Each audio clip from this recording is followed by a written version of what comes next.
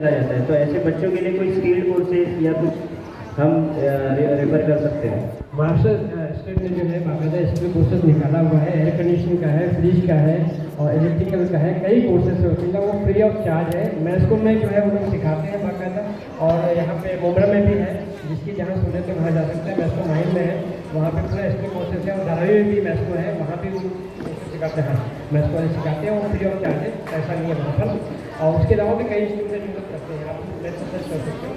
और वहाँ से वो भी उसको जो है मतलब बाकायदा प्रमोट करते हैं इसकी कोशिश करते हैं। एआई जो है आर्टिफिशियल इंटेलिजेंस जो अभी नया टेक्नोलॉजी है, तो इससे रिलेटेड क्या गवर्नमेंट की भी कोई स्कीम्स या सपोर्ट है इसको सीखने? और गवर्नमेंट को खुद ही नहीं पता कि एआई है क्या।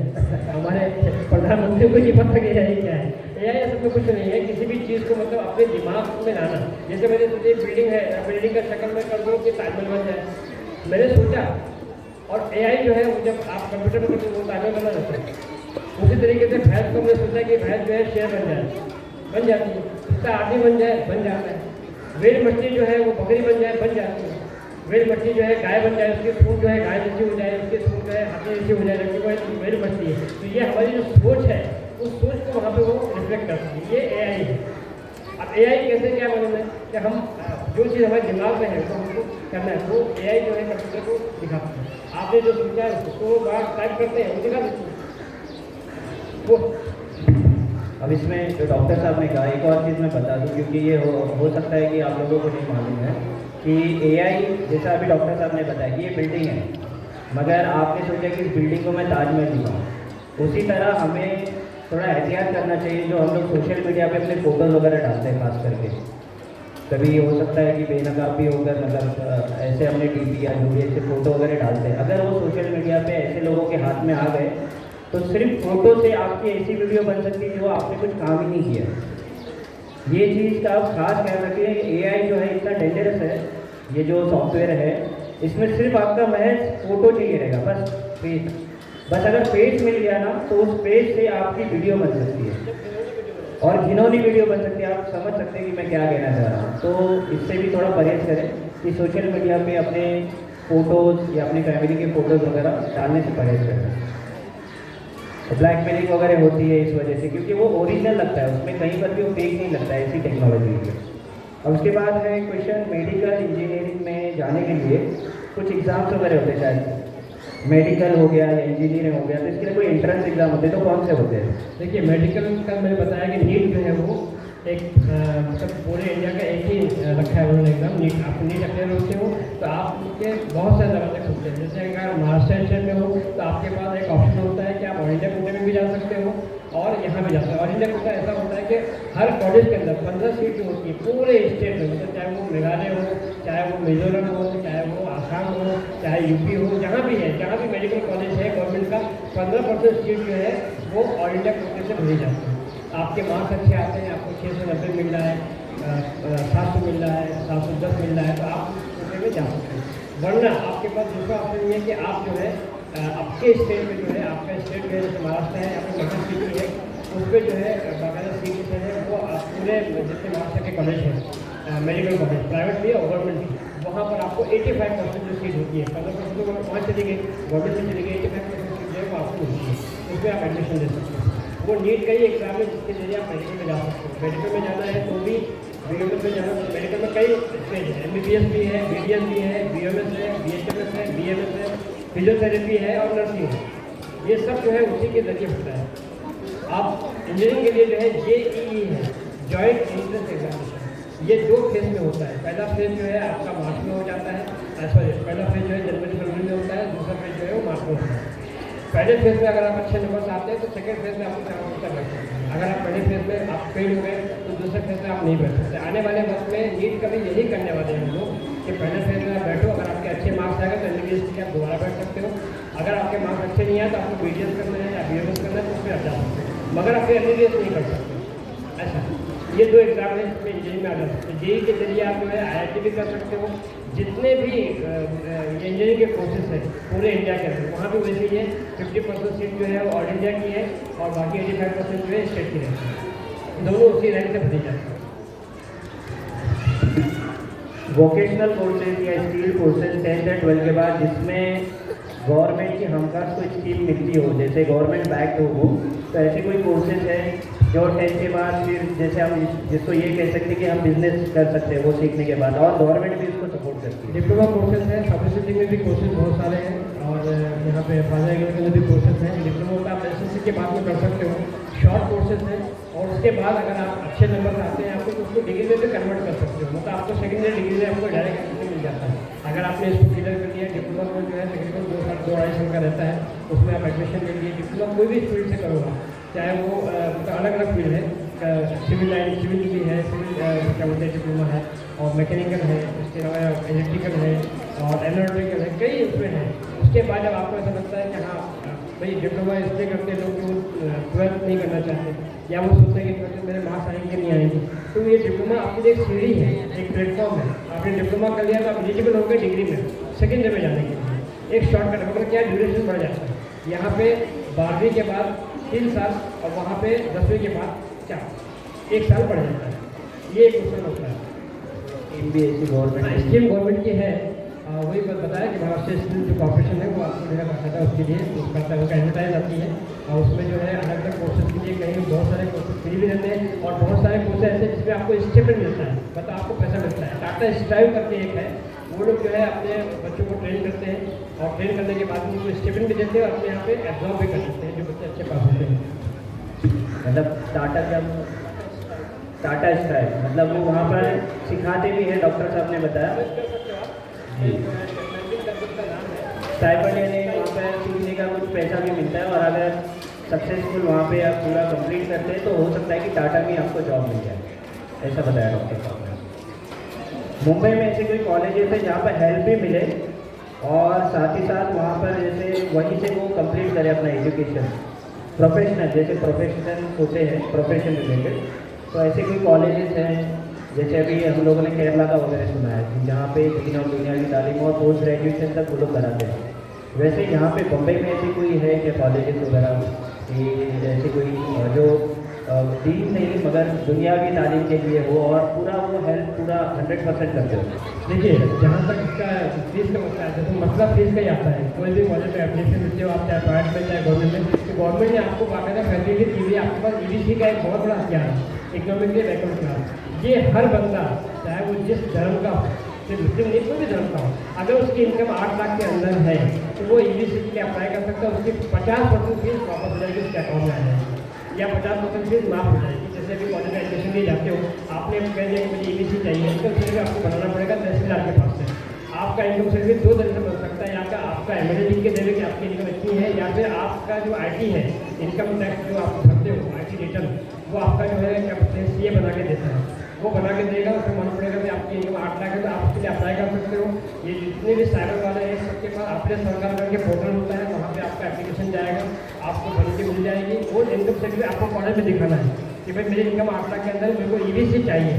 तो EBC के अंदर जो है बाकायदा गवर्नमेंट ने फैसिलिटी रखी हुई है कि EBC बच्चों से जो है वो आधी ही फीस देते हैं वो, और उनको एक अंडरटेकिंग देनी पड़ती है कि अगर आपका एप्लीकेशन कबूल नहीं हुआ, किसी वजह से उसमें कोई मिस्टेक निकल आई, कोई गलती निकल आई, नॉर्मली ऐसा नहीं होता है, तो आपका पैसा पूरा देना पड़ेगा। तो वो तो कहीं भी है एक रिस्क रहता है। तो आप EBC बनवाने के बाद में आपको आधी फीस देनी है, और उसके बाद एडमिशन लेना है। एडमिशन लेने के बाद में आपको पढ़ना है, अगले साल फिर आपको EBC बनाना है। ऐसा नहीं हो कि अगले साल आपको फिर जो इनकम 10 लाख हो गई हो, इसलिए गवर्नमेंट आपको अगले साल जिस साल का कोर्स है उसके साल आपको जो है EBC बनाना है। EBC मैंने बता दिया तहसीलदार के पास से बनता है, और इनकम टैक्स रिटर्न फाइल करने में बनता है, या फिर आपका MLA आपको लिख के दे कि इतनी सैलरी इनकम है, या फिर आप जहाँ काम कर रहे हो वहाँ की सैलरी।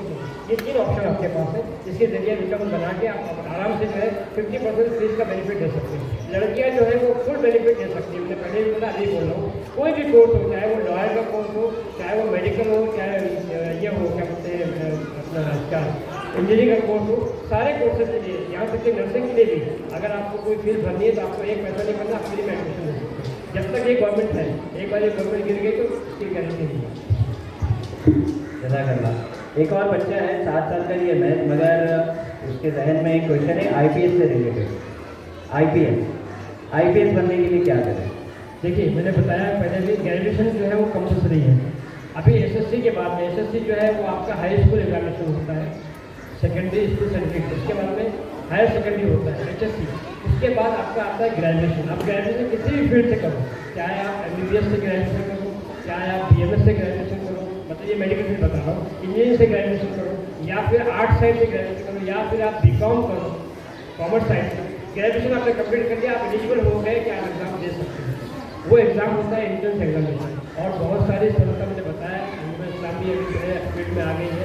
उसके अलावा जो है और वहाँ औरंगाबाद में भी जो है एक ट्रस्ट है अपने मुस्लिम की, वो लोग बाकायदा जो है बच्चों को कोच करते हैं, बच्चों का पहले इम्तहान लेते हैं, देखते हैं कि उनके अंदर पोटेंशियल है कि नहीं है।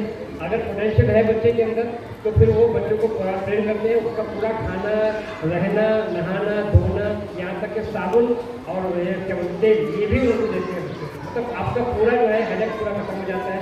यहाँ पे हज हाउस के अंदर बाकायदा ट्रेनिंग की होती है, मगर बहुत कम बच्चों को इस बार कम किया है उन्होंने। गवर्नमेंट के अपने रूल्स रेगुलेशन होते हैं, इस बार कम कर दिया, मगर फिर भी है सब्जेक्ट। जामिया इस्लामिया जो है वहाँ पे क्या बोलते हैं दिल्ली के अंदर वो भी करती है, अलीगढ़ यूनिवर्सिटी भी करती है, बहुत सारी है।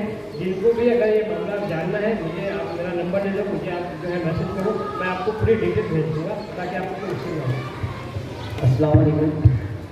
एक आखिरी मेरा सवाल, जैसे 10th या 12th दोनों में से बच्चे पास हो गए अलहमदुलिल्लाह, अब किसी किसी पेरेंट्स का फाइनेंशियली बहुत इशू हो गए, बच्चे को पढ़ना है आगे लेकिन फाइनेंशियली इशू है, तो ऐसे कौन से स्कॉलरशिप या कोई यूनिवर्सिटी ऐसे कोई है जहाँ पर अपना बच्चा एडमिशन करके अपने सपनों को मतलब मुकम्मल कर सकता है, जिसमें पेरेंट्स पे भी लोड ना आए?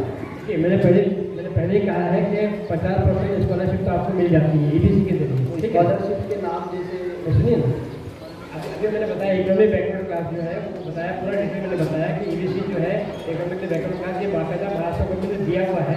आप आराम से जिसकी इनकम 8 लाख के अंदर जाए, इसके बाद अपने भाई ने कहा कि मतलब इनकम नहीं है, मतलब इनकम नहीं है तो मतलब 8 लाख के अंदर ही, ठीक है ना भाई, इनकम नहीं है तो 8 लाख के अंदर ही हुई ना भाई। 8 लाख के ऊपर हो तो फिर आप एलिजिबल ही नहीं हो। तो 8 लाख के अगर अंडर इनकम है तो आपको 50% तो वैसे मिल गई। उसके अलावा जो बाकी 50% है, अगर लड़की है तो उसको पूरा फुल वेव है, एक पैसा नहीं भरना है। लड़का है तो 50% उसको मिलेगा गवर्नमेंट से, बाकी 50% है बहुत सारी संस्थाएं हैं, जिसमें बिरला स्कॉलरशिप है, सिग्मा की स्कॉलरशिप है, जितनी बड़ी बड़ी कंपनियां हैं 43 से लेकर 28 तक सब स्कॉलरशिप देती हैं। हमारे वहाँ पे एक भाई साहब हैं और मैं तो उससे मुस्लिम हूँ, मैं जुड़ा हुआ हूँ, किसी को भी है तो भेज दीजिए, मैं पूरी डिटेल्स के बाद भेजूँगा। स्कॉलरशिप 10वीं के लिए भी है, 12वीं के लिए भी स्कॉलरशिप है, 10वीं के लिए भी है स्कॉलरशिप, 12वीं के लिए भी है, और अंडर ग्रेजुएट के लिए स्कॉलरशिप है। और एक लाभ उसका मिलता है बाकायदा, और बच्चे की पूरी पढ़ाई हो जाती है और बच्चे को कहीं कोई मुश्किल नहीं है, मगर पढ़ने वाला बच्चा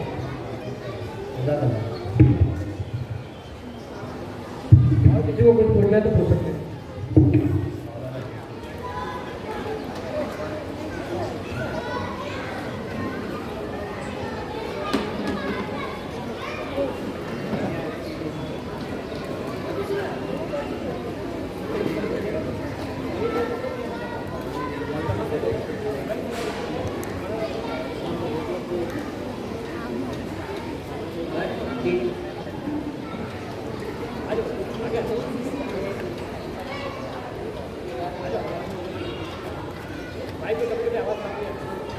और टीडी के लिए टीडी बनेगा, टीडी अपना टिकट काउंटर पे जो टीडी चेक करते हैं, हाँ उसके लिए जो है ना टीटी बनना है या टीसी बनना है या टिकट काउंटर पे सेंड करना है, आपको मतलब रेलवे में एडमिशन लेना है, ठीक है ना, रेलवे में आपको काम करना है, ठीक है ना। तो रेलवे के लिए जो है अलग से नोटिफिकेशन आता है, SSC बेस पे भी रहता है, 12वीं बेस पे भी रहता है और ग्रेजुएट बेस पे भी रहता है। उसी तरीके से पुलिस का भी आता है, पुलिस में भी जो है ना आपको जो है SSC लेवल पे हवलदार का, 12वीं पे हवलदार का, मगर उसमें एक सबसे बड़ी बात है कि आपको भागना है, वो लोग रनिंग देखते हैं क्योंकि चोर को पकड़ना होता है, भले आप चोर को ना पकड़ पाओ, मगर जब आपका एग्जाम होगा उस वक्त आपको जो है उतने मिनट के अंदर उतनी दूरी तय करनी है। अगर आप दूरी नहीं तय कर पाते तो आप डिस्क्वालीफाई हो जाते हो। आपका सीना चौड़ा होना चाहिए। हमारे आसपास के बच्चे, आपको नहीं बोला बेटा, आप अपने में बच्चों, हमारे आसपास के बच्चे उनका सबका सीना जो है पचका रहता है, सीने में कुछ है ही नहीं, पता नहीं क्या करते हैं, क्या खाते हैं, माँ बाप क्या खिलाते हैं कि उनके बदन में ऐसा लगता है कि उनको खाना ही नहीं मिलता है। कोई तंदुरुस्त बच्चा मुझे अपने कौम में दिखाई नहीं पड़ता है, बहुत कम ऐसा होता है, या तो बहुत नई शेप नजर आएंगे या तो एकदम दुबले, लग रहा है बांस जो है चला जा रहा है, उसमें खाली कपड़ा टंगा हुआ। तो जिम जाते हैं, जिम वाले में देख के आना पड़ता होगा इनको क्या है, क्या दे इसके अंदर। तो उसके लिए जो बेटा एग्जाम्स होते हैं, वो एग्जाम में जो है रेलवे रिक्रूटमेंट बोर्ड है, RRB, रेलवे रिटर्न बोर्ड है RRB, वो बोर्ड के तहत एग्जाम अभी बहुत सालों से एग्जाम कंडक्ट नहीं हुआ है। और जो लोग आपको बताएंगे कि हाँ एग्जाम कंडक्ट है, वो आपको बिल्कुल बनाएंगे, क्योंकि गवर्नमेंट तरफ से नोटिफिकेशन आया नहीं है, लोग जाते हैं एग्जाम देने, एग्जाम कैंसिल हो जाता है। ये गवर्नमेंट की एक बहुत बड़ी होता है ना, मोदी जी की बहुत बड़ी मेहरबानी है कि लोग बेरोजगार होते हैं। अल्लाह ही बेहतर करे, क्योंकि बहुत मुश्किल है मामला, बहुत ज़्यादा लोग जो है बेरोजगार और कई वैकेंसी खाली पड़ी हुई है, मगर वैकेंसी को भर नहीं रहे, बहुत जगह पोस्ट खाली पड़ी है। बैंक का भी वही हाल है, वही हाल जो है पुलिस का भी है, वही हाल जो है इसका किसी का जो बोला वही सेम उसी। 12th के बाद तो पढ़ना पड़ेगा, 12th के बाद कुछ ऐसा है, 12th के बाद बहुत सारे आपको किस फील्ड में जाना है वो तो बताइए, तो ही पता है ऐसा बोला है। आपको उसमें जाना फील्ड में जाना है ना, मेरे बोलने के लिए आप सब जगह एग्जाम दो ना, आप सब जगह जहाँ पे आपका हो जाएगा, अगर आपको काम ही करना है तो आप किसी भी जगह काम कर सकते हो। चीज़ें भी यही करता है, आप पुलिस में जाओगे तो भी आप उससे हाइट बहुत से हर चीज़ की एक क्राइटेरिया होती है। जैसे अभी हम जाते हैं ट्रेन के अंदर, तो ट्रेन में टिकट पहला लेना होता है, ठीक है। उसके बाद में ट्रेन ये देखता है कि आपकी जो टिकट है वो रिजर्वेशन की चालू वाला तो चालू डब्बे में भेज देगा, रिजर्वेशन वाला तो रिजर्वेशन में भेजेगा, अगर AC का AC भेजेगा, AC फर्स्ट क्लास भेजेगा।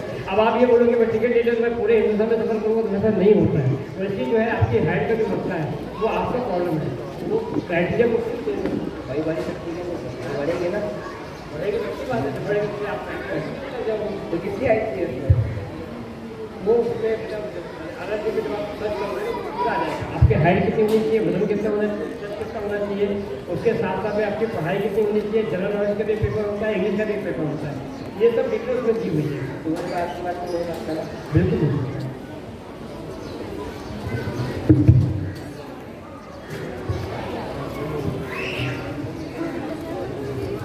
एक और तरबियती सवाल है, और ये सवाल जो है बार बार मुझसे पूछा जाता है डॉक्टर साहब, कि मैंने देखा है कि पेरेंट्स ने यहाँ पर दाखिला करा दिया, हालांकि मैं एडमिशन लेता हूँ तो आधा पौना घंटा लगता है हर चीज़ बताने के लिए, रूल वगैरह और क्या करना चाहिए वालिदैन में, मगर पता नहीं क्या होती है बात। तो उनका ये क्या होता है, अजम्पशन ये होता है कि इस इस्लामिक सेंटर का हमने नाम बहुत सुना है और हम यहाँ पे बच्चे को हमने भेज दिया, अब यहाँ से बच्चा एकदम सीधा हो गया, आज अपने पीछा और कल वो सीधा हो गया आ गया, ऐसी तवक्को होती है।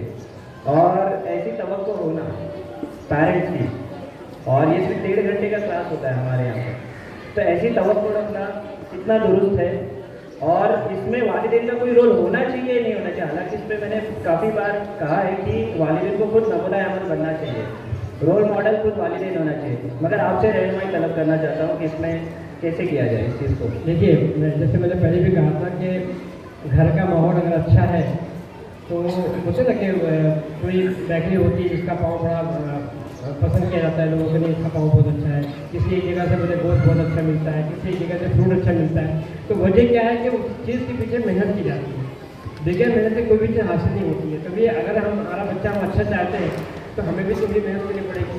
हम दीनी अदालत में भेज देते हैं ये सोचते कि बच्चा बहुत सुधर जाएगा, मगर वो ये नहीं सोचते कि दीनी अदालत में जो बेचारे लोग जो पढ़ाते हैं, जो मेहनत करते हैं, वो 1.5 घंटे में बच्चे को 24 घंटे का जो बिगड़ा हुआ है वो 1.5 घंटे में कैसे सुधारेंगे।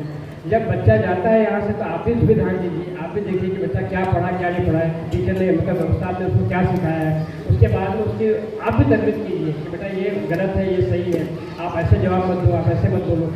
ये मुझे ना एक वो है, एक बड़ी अच्छी मिसाल दी कि कोयले की टोकरी थी, तो उसको पूरी काली थी, कोयले की टोकरी काली होती है, तो एक ने सवाल पूछा कि मेरा कल सियाह है, मेरा कल जो है मतलब दुनिया भर की फिक्रों से भरा हुआ है, साफ कैसे होगा। तो उन्होंने उसको टोकरी पकड़ाई, बड़े काम कर इसको लेके जाओ, पानी जाके लेके आ झील में से, झील में या झरने में से। वो बार बार जाता था, जब तक वहाँ से आता था तब तक पानी पूरा बह जाता था। कम से कम 10 उस्ताद ने बोला तो 10 बार वो जाते थे, 10 बार आते थे। हर बार परेशान कि ये पानी तो आ नहीं रहा है, और उस्ताद बोले कि देखो लेके आओ पानी, एक आध बूंद आता था निकल जाता था। तो तकरीबन 20 बार वो थक गया, क्योंकि जब बेहाल हो गया, तो उस्ताद ने उसको बोला कि बेटा आपको मैंने इतना दौड़ाया है, पानी तो नहीं ला पाया, पर आपने कुछ चीज़ गौर की। बोले क्या? बोले टोकरी को देखो, टोकरी साफ हो गई, उसका कालापन खत्म नहीं हुआ और कम हो गया। तो इसी तरीके से जब आप कोई अच्छा काम करते हो तो अल्लाह ताला कर्म की स्याही को या कर्म में जो चीज़ें हैं उसको साफ करना शुरू करता है। तो होता यही है कि हम अपने बच्चों को अच्छे से तरबियत नहीं दे पाते, हम खुद झूठ बोलते हैं बच्चे से झूठ बोलवाते हैं, बोल दो कि अप्पा नहीं है। जब हम सही नहीं हैं तो हम अपने बच्चे से कैसे उम्मीद करें कि हमारा बच्चा सही है। मैं नहीं कहता कि हम सब जो है फरिश्ते हैं, पर हम इंसान बनेंगे तो कोशिश कर सकते हैं। इंसानियत तो होनी चाहिए कि अपने बच्चों के सामने अपनी मिसाल पेश करें कि वो फख्र करें कि मेरा बाप ऐसा है। आज ये होता है कि बाप से बच्चे शर्मिंदा हैं, लड़कियां अपनी माँ से शर्मिंदा हैं, तो फिर वो गलत तरीके इख्तियार करती हैं, गलत चीज़ों को अपनाती हैं। जब माँ ही गलत करे तो फिर मैं क्यों सही हूँ। हम जब मिसाल बनेंगे, अपनी मिसाल दे रहे हो बाकायद अपने बच्चों को, बेटा मैंने ये नहीं किया तो आप भी नहीं करोगे, बच्चा मानेगा आपकी बात कि हाँ यार मेरी माँ तो वैसी है। जब हम खुद गलत हैं, हम झूठ बोल रहे हैं, हम बुराइयाँ कर रहे हैं फ़ोन पे, अपने क्या बोलते हैं शोहर की बुराई कर रहे हैं, अपनी सास की बुराई कर रहे हैं। अब बच्चा जान रहा है, बच्चा देख रहा है, बच्चा सुन रहा है कि दादी ने तो ऐसा नहीं बोला, ऐसा बोला है, और हम उसको मैनिपुलेट करते हैं, मतलब बातों को जो है एक में चार लगाते हैं। जब हम गलत कर रहे हैं तो आप बच्चों से सही की उम्मीद मत कीजिए। ये बच्चे आपसे सीखते हैं, बच्चे आपका आईना है। अपने आप को बदलिए, अपने आप को जब बदलोगे तो ही कौम बदलेगी, तो ही माशरा अच्छा होगा, तो ही हमारा घर अच्छा होगा। जन्नत का नमूना बनाना है तो अपने आप को आप जन्नत का नमूना बनाइए, अपने आप को आप इंसान बनाइए, अपने आप को आप सच्चा मुसलमान बनाइए। नमाजें पढ़िए, बच्चों को पढ़ाइए। ठीक है बच्चे गिरते हैं, पढ़ते हैं, कोई बात नहीं, गिरने दीजिए उनको। आज गिर रहे हैं, कल संभलेंगे, आज संभलेंगे तो कल पढ़ेंगे। आज आपको देखते हैं कि आप मेरी माँ 5 बार झुक रही है तो बच्चे भी एक बार कोशिश करेंगे झुकेंगे। बच्चों को ले जाइए मस्जिदों में, मस्जिदों की बड़ी शिकायत रहती है, बच्चे शोर करते हैं। अरे बाबा शोर करने दो ना, आज शोर करने के लिए नमाजी बनेंगे। मैं बार बार मस्जिदों के ट्रस्टियों से बोलता हूँ कि जो फजर से लेके ज़ुहर का वक्त होता है उसमें मस्जिदें बंद रहती हैं। 5-5 मंजिला आपने मस्जिद बना ली, सिर्फ जुम्मा की पूरी होती है। मैं किसी पे इल्ज़ाम नहीं लगा रहा हूँ और मैं लगाना भी नहीं चाहता। भाई इंसान का अपना अमल है, 5 वक्त नमाज अगर हम पढ़ते तो आज बात ही कहीं रहती, मगर हम नहीं पढ़ते हैं। हमारे हाथ उठते हैं सिर्फ जुम्मा के लिए, हमारे हाथ उठते हैं सिर्फ जो है दुआ के लिए कि अल्लाह ताला आप पे रहम कर दे। कैसे करेगा रहम? आपने अल्लाह की कोई बात मानी है? हाँ, आपने अल्लाह की कोई बात सुनी है? आप कहीं से अमल करते हो? हमारा जो है हम खुद इतने गंदे हैं कि दिन भर में हमसे एक नेकी नहीं होती और बुराई 100 हो जाती है। तो मैं मस्जिदों के जो ट्रस्टी से बोलता हूँ कि आपने जो है बच्चों को बुलाइए वहाँ पर कि आप आके यहाँ पढ़ो। जो 10वीं के बच्चे हैं, जो 12वीं के, जिनको घर में सुकून नहीं मिलता है, घर में परेशान है, छोटा सा घर है, फैमिली है, वहाँ पर माँ चिल्ला रही है, खाना बन रहा है, दादी वहाँ पे है, नहीं मौका मिलता, तो उन बच्चों को लाइए ताकि जब बच्चे आएंगे वहाँ पे तो फजर पढ़ेंगे, बच्चे जब जाएंगे तो जोहर पढ़ के जाएंगे। आपको नमाज़ें मिल रहे हैं, उसके साथ साथ में बच्चे पढ़ रहे हैं, तो हमारे आने वाले माशरे में हमको अच्छे बच्चे मिल रहे हैं पढ़ने वाले। बच्चों को जब पढ़ने का मौका नहीं मिलेगा तो वो क्या करेंगे? पढ़ने वाले बच्चे, ऐसा नहीं है पढ़ने वाले बच्चे नहीं है, बच्चे पढ़ना चाहते हैं, हम उनको पढ़ने वाला माहौल नहीं दे रहे, हम उनको सराउंडिंग नहीं दे रहे। हमने घरों को जो है कमरे बना लिए हैं, कमरे में टीवी लगा हुआ है, मोबाइल चालू है। आज तो ऐसा हो गया कि हर एक के पास मोबाइल है, दादी के पास अलग मोबाइल है, दादा के पास अलग मोबाइल है, अप्पा के पास अलग मोबाइल है, चाची के पास अलग मोबाइल है, सब मोबाइल लेके बैठे हैं। किसी को फर्क नहीं पड़ता कि वो घर में कौन गिरा पड़ा है, कौन क्या है, कोई खाना खाया नहीं खाया, कुछ नहीं।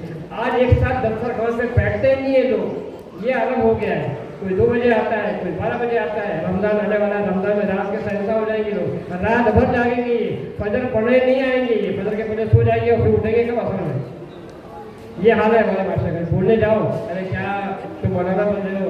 अगर किसी को तालीम देने जाओ तो बोलेगा तुम 24 हो गए हो, किसी को नमाज पढ़ने बोले तो बोलेगा सुन्नी हो गए होंगे। अब आपस में इतने बटे हुए हैं कि उसको क्या बोलेंगे, उसको क्या समझाएंगे? हम अपने ही अंदर इतनी गलतियाँ लेके बैठे, किसी को क्या बोल सकते हैं? कोशिश करिए, आप लोग माँ हो, आपका बहुत बड़ा मुकाम है, अल्लाह ताला ने आपको आपके कदमों के नीचे जन्नत रखी हुई है, तो जाहिर सी बात है आप उस लायक थे तब अल्लाह ने आपको जन्नत दी ना। तो जब आपके कदमों के नीचे जन्नत है तो जन्नत को आप वाकई दर्जे बनाइए, बच्चों को ऐसा बनाइए कि वाकई वो लगे कि हाँ आप जन्नत के हकदार हैं। वो आपसे भी सवाल होगा, सवाल हर चीज़ का होगा। जैसे आज वहाँ पे जो है आरटीओ पढ़ के बताता है कि आपने ये गाड़ी पे यहाँ सिग्नल तोड़ा है, तो वहाँ अल्लाह ताला भी आपको सब सिखाएंगे, सब वहाँ पे रिमोट से दिखाया जाएगा बाकायदा कि आपने यहाँ गलतियाँ की, आपने यहाँ बुराइयाँ की, आपने यहाँ जो है लोगों की चुगलियाँ की, सब बोला जाएगा। उस वक्त आपके पास जवाब नहीं होगा। आज जवाब है, आज हम बदल सकते हैं, आजकल जवाब नहीं होगा हमारे पास। बहुत मुश्किल हो जाएगा मामला। अगर आपका बच्चा बिगड़ जाता है, आपका बच्चा किसी गलत काम में पड़ जाता है तो आपसे भी होगा। आज इतने सारे बोलते हैं कि आप माँ हो तो आपने क्या किया, बच्चा खो जाता तो बोलते तुम क्या कर रही थी, माँ कहाँ है, बाप कहाँ है? मोहल्ले वाले देखे जाते बच्चे लोगों तो वही पूछते हैं माँ कहाँ है, बाप कहाँ है? तो वैसा नहीं है कि आप बच जाओगे, सवाल आपसे भी होगा। इसलिए कोशिश करें, मैं नहीं बोलता हूँ कि हम ऐसे बन सकते हैं, पर हम कम से कम इंसान बन सकते हैं, अपने बच्चों के लिए अच्छे माँ बाप बन सकते हैं। अपने बच्चों को अपना बच्चा समझ के उनसे सीने से लगा के उनसे पूछ सकते हैं बेटा क्या करते हैं, एक बार लगा के तो देखो अपने बच्चों को सीने से। अब मैं बच्चों से बोलूँगा कि अपने माँ बाप के गले रखे तो देखो कितना सुकून मिलता है, बहुत सुकून मिलता है। बाप से माँ से आप लगते हो तो आपको ऐसा लगता है कि आपके अंदर ज़िंदगी आ गई है। तो कोशिश करिए एक दूसरे से मिलिए, एक दूसरे के मामला को सही करिए इंशाल्लाह, और कोशिश करिए कि झूठ ना बोलें आप। एक छोटी सी कोशिश आप करिए, इंशाल्लाह घर बदल जाएगा।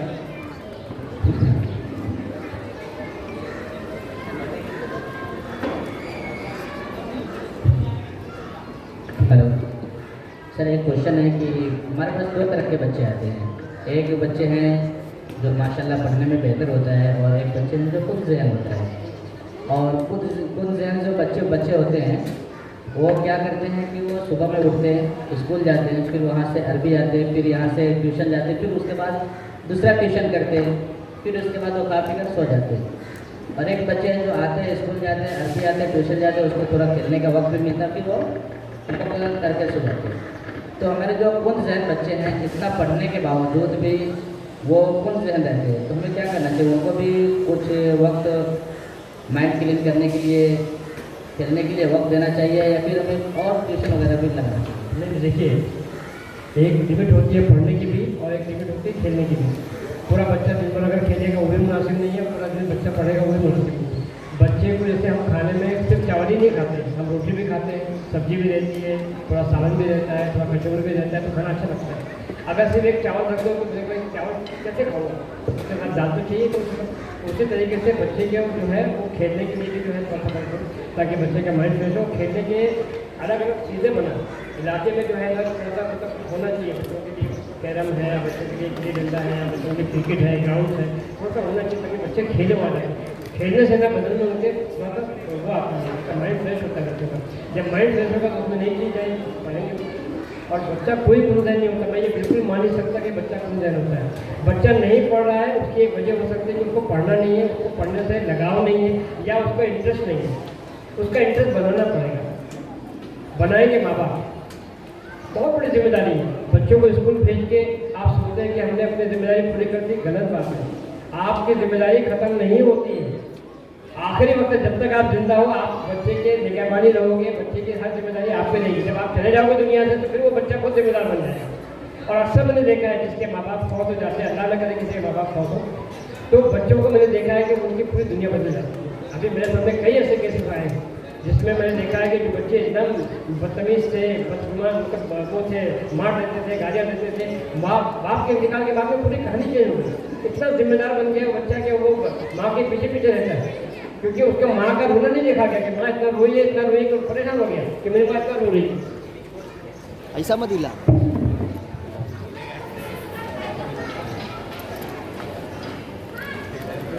तमाम जो है ये करियर रिलेटेड भी अभी कुछ बातें हुई।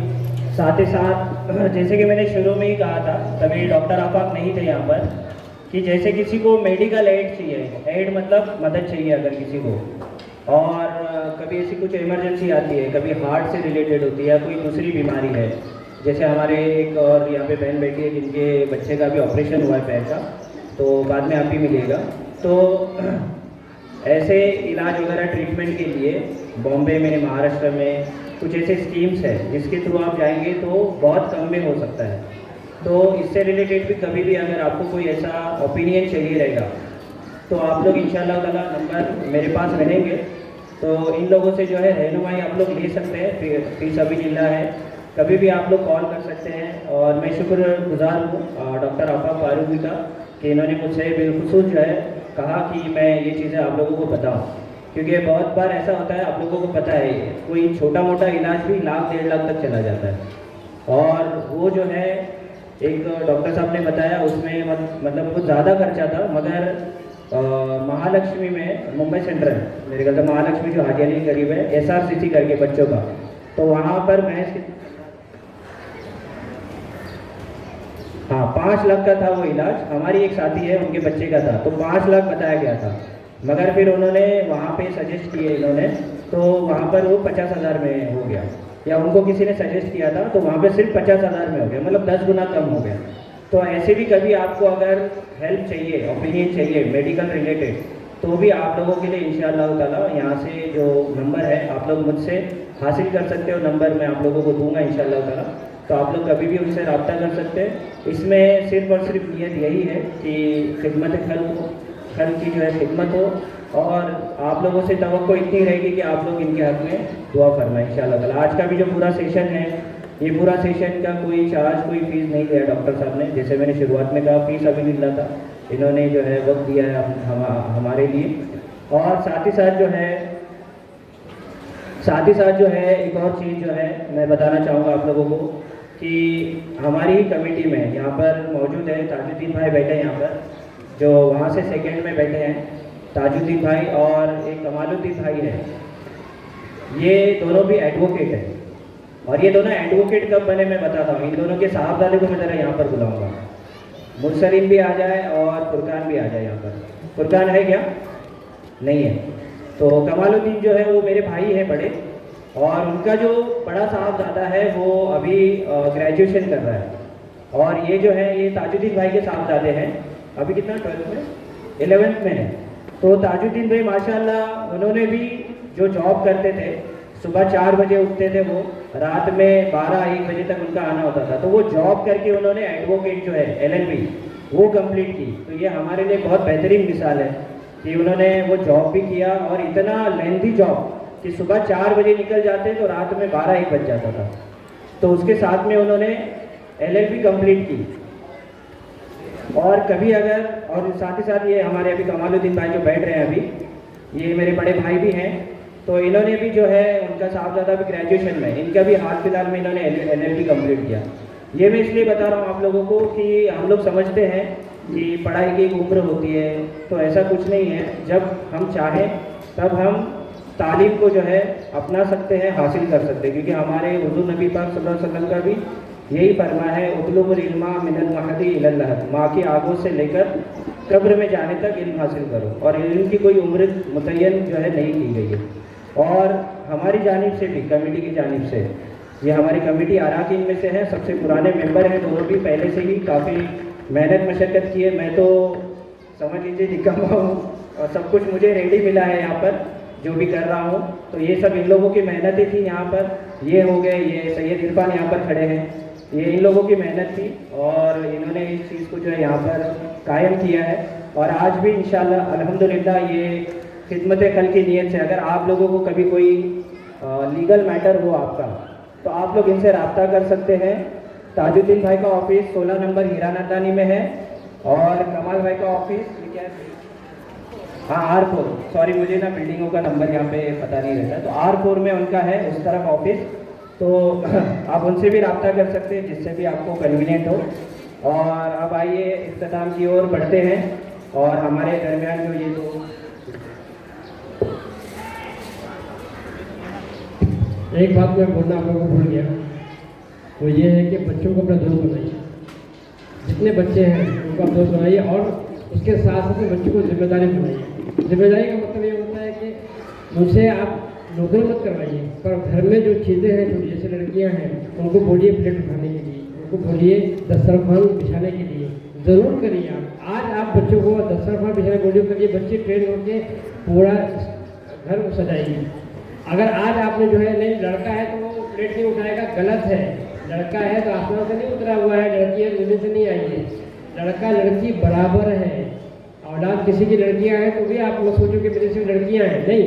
अल्लाह ने जो दिया है नेमत से भर दिया। मैंने आपसे पहले बोला कि आपके बच्चे अनमोल हैं। अपने बच्चों को जिम्मेदार बनाइए, उनको ऐसा दिलाइए कि बेटा आप इस घर के एक फर्द हो, आपको भी वही सब कुछ करना है जिससे करना है। आपके वालिद साहब अगर बाहर काम करें तो आप घर में मेरी मदद करो। लड़की है तो उसको अभी से सिखाओ, थोड़ा सा जो है काटना है, छीलना है, बोलो करने के लिए, क्योंकि इसको आपके घर नहीं रहना है। अल्हम्दुलिल्लाह इसको कहीं जाना है जिससे करना। वो कल के आपको बोलेंगे कि माँ नालायक थी, अपने बच्चों को कुछ सिखाया नहीं, इसको रोटी बनाना नहीं आता है, खाना पकाना नहीं आता है, इसको कपड़ा सिलना नहीं आता है। मैं मानता हूँ कि आज के बच्चे पढ़ने वाले बच्चे हैं, मगर थोड़ा जो वक्त मिलता है उसमें इनको इन्वॉल्व कीजिए अपने काम में। इनको अपने साथ बैठाइए, इनको बताइए कि ऐसे कर लो, इसको ऐसे छीलो। आलू, मैं खुद अपनी वालदा का मैंने साथ दिया है, मैंने खुद मछली बनाई है, मैंने मछली तली है, मैंने रोटी नहीं बनाया था, बाकी मैंने हर काम किया है। बर्तन तक मैंने मांजे हैं, मेरी माँ बीमार थी, मैंने बर्तन तक मांजा है। इसमें कोई शर्म नहीं हो, कोई काम में शर्म नहीं हो सकता, कोई काम में शर्म। मैं अपने कॉलेज के अंदर आज मैं बता रहा हूँ ये बातें मैंने कभी किसी से जिक्र नहीं किया। अपने कॉलेज में मैंने सैंडविच बेचा है, मैंने ट्यूशन पढ़ाया, अपने खुद की तारीफ के लिए अपने बाप से मैंने पैसा नहीं दिया। मैंने अपने वहाँ जाके बच्चे को पढ़ाया, ट्यूशन दिया, उस पैसे से मैंने अपनी तारीफ कर दी। क्योंकि मेरे 5 भाई हैं, मैं नहीं चाहता था कि मेरे भाई मुझे ये कहे कि तुमने सारा पैसा अपने बाप का जो है उसमें मेडिकल में लगा दिया और हम लोग के पास उसको हमको मिलानी पड़ेगी, ये ना बोले। इसलिए मैंने जो है खुद अपने आप को जो है वो करके और अपने खुद के कॉलेज में जहाँ मैं पढ़ रहा था वहाँ पे मैंने जो है बाकायदा सर्विस बनाया और उसी कैंटीन में मैंने बेचा। लोगों ने मेरा मजाक उड़ाया मगर बाद में उसकी तारीफ भी हुई, क्योंकि काम में कोई शर्म नहीं। मैं आज भी बोल रहा हूँ, कोई काम में शर्म नहीं, कोई काम में शर्म नहीं। और जो शर्म महसूस करता है मैं उसको इंसान ही नहीं मानता। क्यों आप ऐसा सोचते हो? आप काम कर रहे हो, आप मेहनत कर रहे हो, चोरी में शर्म है, जनेकारी में शर्म है, गलत काम करने में शर्म है। पर आप अपने घर में अगर काम कर रहे हो या कोई आप छोटा मोटा काम, मैंने पेपर बेचा है रोड के ऊपर, कामगार मेडिकल के बाहर वहाँ मेडिकल था, वहाँ मैंने पेपर बेचा है। मेरा छोटा भाई तो मुझे घुमा देता था अपनी चीज, कोई देखे नहीं कि मैं पेपर बेचूँ, पर मैंने कभी शर्म महसूस नहीं। आज वो कहाँ है, मैं कहाँ हूँ, दुनिया जानती है। उसने अपनी पूरी लाइफ खराब करी।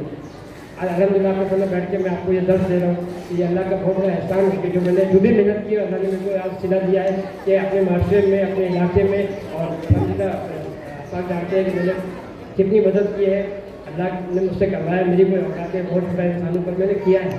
तो बोले का मतलब ये कि अपने बच्चों को जिम्मेदार बनाया। मेरी वालदा मुझे जिम्मेदार बनाती थी, मेरी बहन नहीं थी तो अम्मी परेशान हो जाती थी। 5 बच्चे थे, सबको सबका करना, वालिद साहब का करना, तो मैं उनके साथ लग जाता था, स्कूल से आने के भी लग जाता था।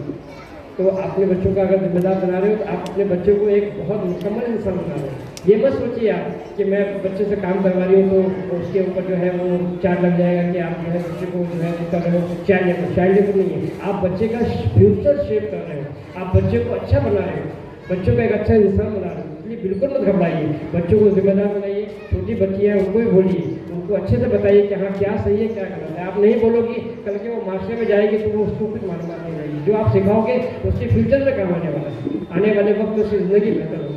लड़की हो या लड़का हो, कोई तफरीक मत कीजिए आप, कोई उसमें डिफ्रेंशिएट मत करिए, दोनों बराबर हैं। बच्चे के लड़की के सामने लड़की की तारीफ मत कीजिए आप, लड़की के सामने लड़की को बुरा बुरा मत कहिए। दोनों बच्चे आपके हैं, दोनों आपकी आँख है। एक आँख आप फोड़ सकते हो क्या? नहीं फोड़ सकते। तो फिर बच्चों के बीच में तफरीक क्यों करते हो? लड़कियों को तारीफ करना और लड़कियों को जो है दबाना, चीज़ आ गई तो पहले उसको खिला दिया, उसको बचा हुआ दिया, नहीं मत करो ऐसा। वो बच्ची दूसरे घर जाएगी, आने वाले वक्त में हो सकता है उसका नसीब अच्छा हो, अच्छे लोग मिले, कभी खराब मिले। आज यहाँ तरसी कल वहाँ भी जाकर तरसेगी, इसलिए उसको बिल्कुल मत करें। ये सब चीज़ें बहुत छोटी छोटी हैं, ये आपको भी समझता है मगर क्या होता है मेरे जहन नहीं जाते उस वक्त। तो मैंने अपनी मिसाल इसी दी कि आप मेरी मिसाल से सीखो, बच्चों को जिम्मेदार बनाओ। कोई बड़ी बात नहीं है, बहुत आसानी के साथ आप माँ तो बहुत कुछ कर सकती है। माँ तो वो कर सकती है जो कोई नहीं किया। माँ है जिसके वजह से आज सफर लगा है।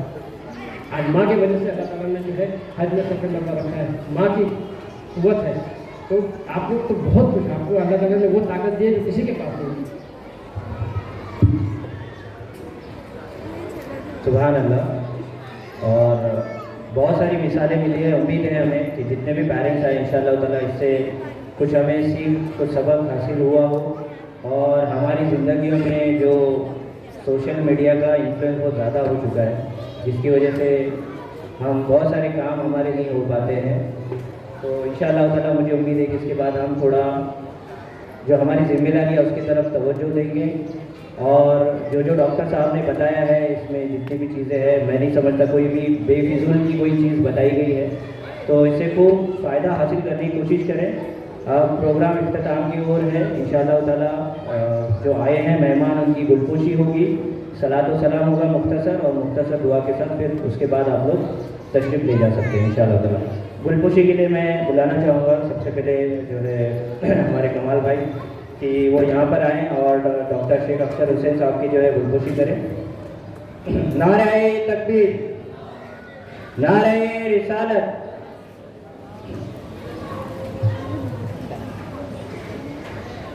नारे तकबीर, नारे रिसालत।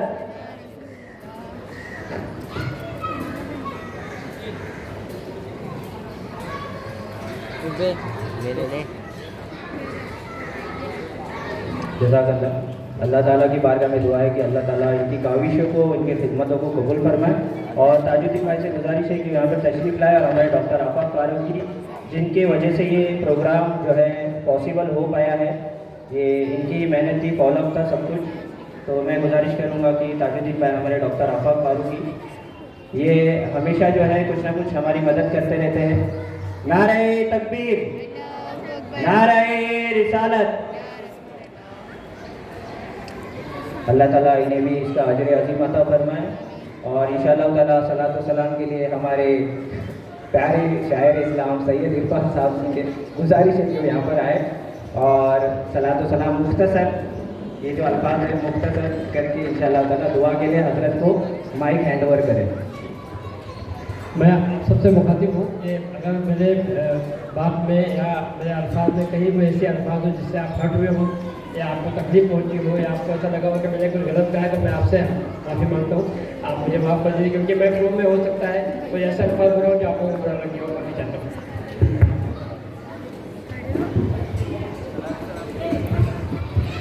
या नबी सलाम अलैका, या रसूल सलाम अलैका, या हबीब सलाम अलैका, सलावतुल्लाह अलैका।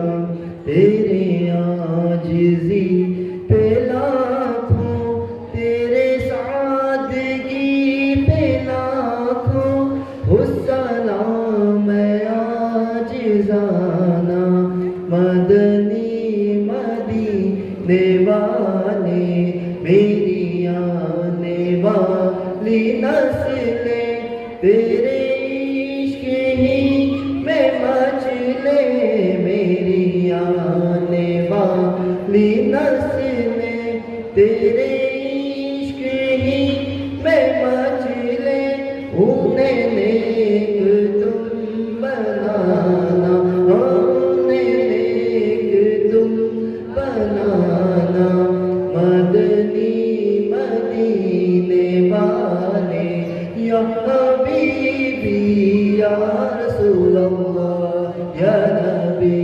सलाम।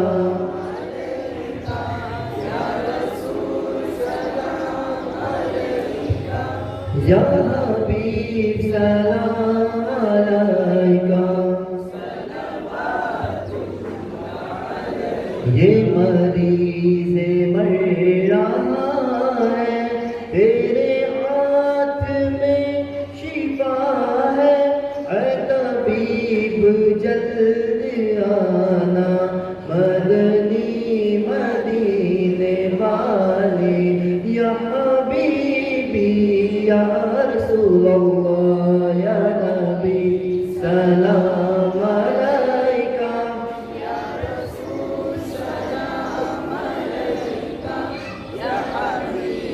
सलाम अलैका।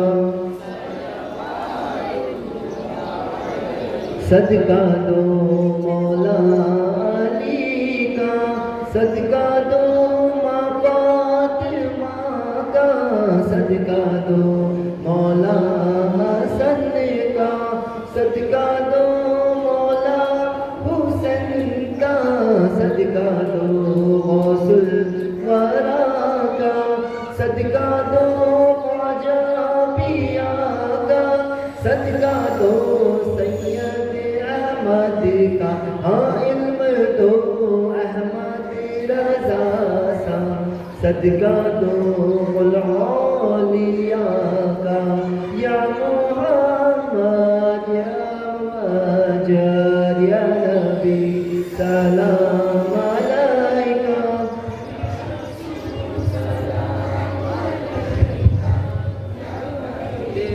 सलाम अलैका, सलावतुल्लाह अलैका, सलातु वस्सलाम अलैका या रसूलल्लाह, अस्सलातु वस्सलामु अलैका या हबीबल्लाह, अस्सलातु वस्सलामु अलैका या नबिय्यल्लाह, व अला आलिका व अस्हाबिका या शफीअना यौमल जज़ा। फातिहा। اللهم ربي زدني علما نافعا، اللهم ربي زدني علما كاملا، اللهم ربي زدني علما متقبلا، اللهم ربنا اغفر وارحم وانت خير الراحمين، اللهم ارزق وارحم وانت خير الرازقين. ये एक इल्म के इजलास को मुनाकिद किया था है रब करीम अपनी बारगाह रफ़ीयत में इस मजलिस को कबूल अता फरमा। और इस मजलिस में जो भी बातें की गई, जो भी गुफ्तगू की गई है रब करीम अपने बारगाह रफ़ीयत में कबूल फरमा। और जिस मकसद के तहत इस इजलास को मौला आगाज़ किया गया था और इब्तिदा की गई रब करीम अपने करम के सद, अपने रहीमी के सदक़े दुफ़ैल मौला इस इजलास के सदक़े दुफ़ैल मौला इसमें कामयाबी और कामरानी अता फरमा। मौला इसमें जो नेक मकासद है मौला उन्हें कबूल फरमा। और जिस मकसद के तहत इस मजलिस को आगाज़ किया गया था रब करीम अपने करीमी के सदक़े उसमें कामयाबी और कामरानी अता फरमा। हम सबको इल्म दीन, इल्म दुनिया की दौलत से माला माल अता फरमा। हम सबको इल्म में बेपनाह बरकतें अता फरमा। हम सबको इल्म में बेपनाह बरकतें अता फरमा। मौला हम सबको दिन रात चौगुनी तरक्की अता फरमा। मौला हम सबको दोनों जहान में कामयाबी और कामरानी अता फरमा। मौला हम सबको खिदमत खल्क़ करने की तौफीक अता फरमा। ऐ रब करीम इसमें जो हाजिर हुए, जिस मकसद के तहत हाजिर हुए मौला उस मकसद में कामयाबी और कामरानी अता फरमा। मौला हमारे कौम के तमाम बच्चे और बच्चियों का मौला इल्म की दौलत से माला माल अता फरमा। सच्ची रहनुमाई करने की तौफीक अता फरमा। और यहाँ पे जिस मकसद के तहत हम सब हाजिर हुए मौला हम सब के हाजिर को कबूल अता फरमा। अल्लाह तबारक व तआला फ़ी शान हबीबिहिल करीम इन्नल्लाह व मलाइकतहु युसल्लूना अलन नबी या अय्युहल्लज़ीना आमनू सल्लु अलैहि व सल्लिमू तस्लीमा। अल्लाहुम्मा सल्लि अला सय्यिदिना मौलाना मुहम्मद व अला आलि सय्यिदिना व मौलाना मुहम्मद बारिक व सल्लिम सल्लु अलैहि सलातु व सलामुन अलैका या रसूलल्लाह।